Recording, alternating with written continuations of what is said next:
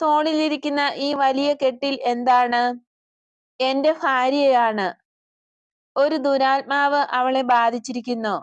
അതിനാൽ അവൾ ഒരു ജീവച്ഛവം പോലെ ആയി തീർന്നിരിക്കുകയാണ്. ബുദ്ധിയും മന്ദിച്ചുപോയി. ഞാൻ തന്നെയാണ് അവളെ ഭക്ഷണം കഴിപ്പിക്കുന്നതും തുണി ഉടുപ്പിക്കുന്നതും ഒക്കെ. കുഞ്ഞുങ്ങളെ എടുക്കുന്നത് പോലെ എടുത്തുകൊണ്ട് നടക്കുകയും ചെയ്യും. യാതൊരുവിധ രോഗലക്ഷണവുമില്ലാതെ പെട്ടെന്നാണ് ഇത് സംഭവിച്ചത്.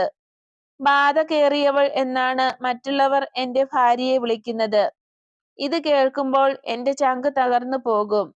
എന്തൊരു കഷ്ടപ്പാട്, എന്തൊരു പണച്ചിലവ്. ഇതാ നോക്കൂ. അയാൾ തോളിലിരുന്ന കെട്ട് താഴെ വച്ചു. ചാക്ക് പോലെയുള്ള ഒരു കുപ്പായം കൊണ്ട് മൂടിയ ഒരു നിശ്ചല ശരീരമാണ് അതിലുള്ളത്. അയാൾ ആ ശരീരത്തിന്റെ മുഖാവരണം മാറ്റി. ഒരു യുവതിയുടെ ശരീരമായിരുന്നു അത്. ശ്വാസം